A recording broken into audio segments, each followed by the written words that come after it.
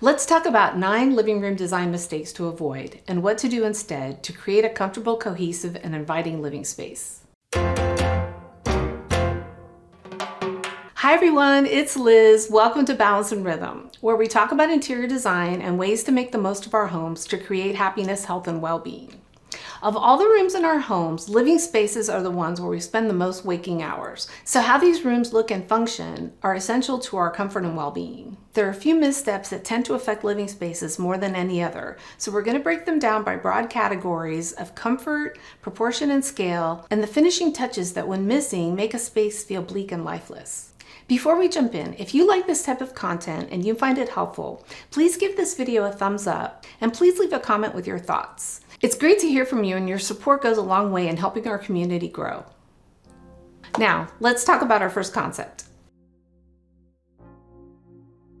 Since we spend so much time in our living rooms, we want to make sure that they're comfortable and inviting.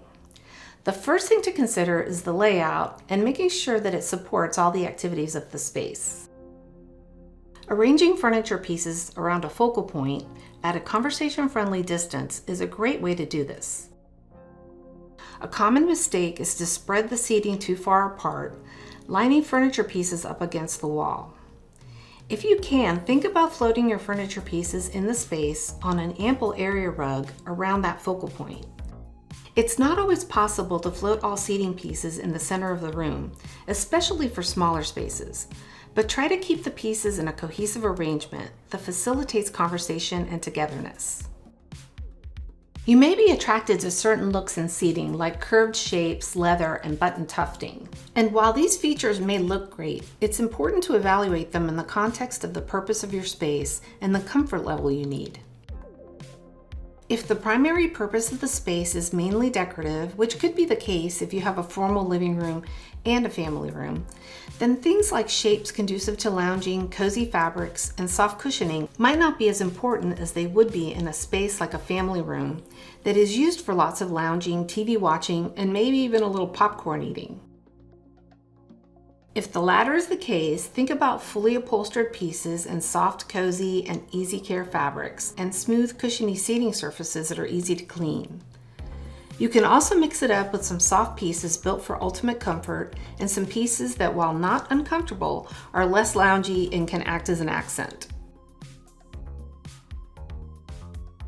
Placing your TV too high, like over a mantle, puts stress on your neck and makes viewing uncomfortable. The recommended height is 42 inches or about 107 centimeters to the center of the screen, which will be at about eye level if you're seated, and will be the most comfortable angle. If your TV must share a space with your fireplace, moving it off to one side can be a good solution. And investing in a picture frame TV that looks like artwork when it's not in use is a great way to take the focus off of it and have it blend seamlessly into the room.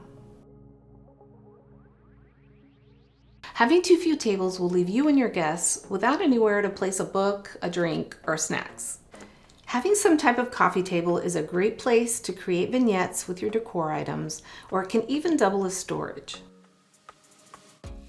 And while you may not necessarily need full-size side tables, think about the function of your space and consider smaller C tables or drink tables that will make the space more comfortable for you and your guests.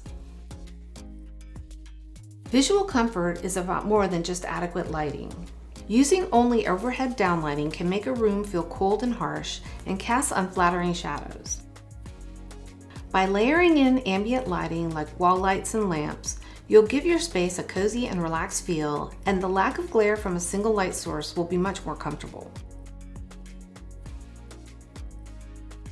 If you need to have direct overhead lighting, put it on dimmers to give yourself some flexibility and combine it with floor lamps, table lamps, and sconces for more visual comfort and a softer look.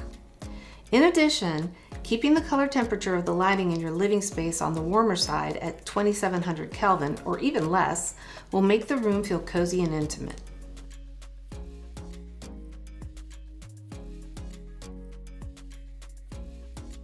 The scale of furniture and furnishings and how they work together is important in creating balance and interest. Furniture and decor that's placed all at one level makes a space look flat and uninteresting.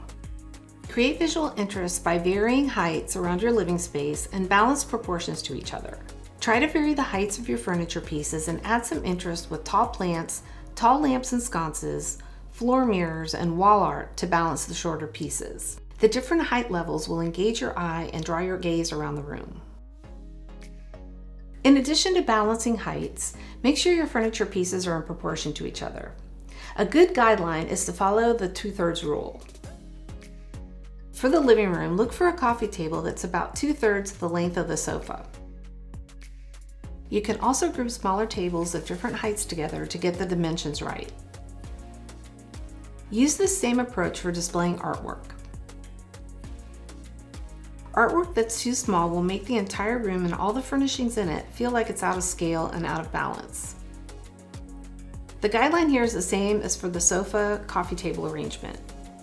If you're hanging the piece over a sofa, mantle, or console table, aim for the piece or group of smaller pieces to be at least 2/3 the length of the furniture piece, wall, mantle, or whatever it's hanging over to keep everything in proportion. And a little bonus tip on artwork is to keep it at about 57 inches high on center, which is a comfortable viewing height for most people. An area rug helps ground and define a room and adds depth and texture, but if it's too small, it'll break up the flow of the space and make the room appear smaller. A larger rug will anchor the space and offer unity for all the pieces within the space.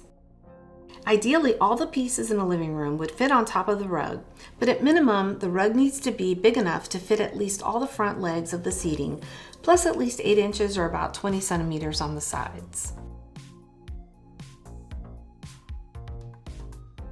One of the biggest design mistakes is not thinking in layers. This is the secret ingredient that makes a space feel complete. You don't want to just fill your space with random stuff, but instead use carefully curated selections placed in layers. This approach adds depth, coziness, and personality to your space. A first layer could be rugs and draperies, something to soften the hardness of floors and walls. Area rugs do this by adding texture, and it will also anchor the space visually and increase acoustical comfort.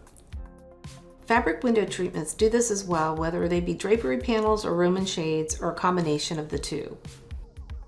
Next, bring in your comfy furniture to create your conversation-friendly seating layout using the strategies we covered earlier. Then comes the most fun part: accessorize. Lamps, pillows, throws, pottery, plants, artwork. These are the items that reflect your style and personality and help create the cozy layered look. Let me know in the comments what you think of these tips for correcting living room design mistakes. If you like this video, please give it a thumbs up and please consider subscribing to be the first to know about new videos. Thanks so much for watching. I'll see you next time.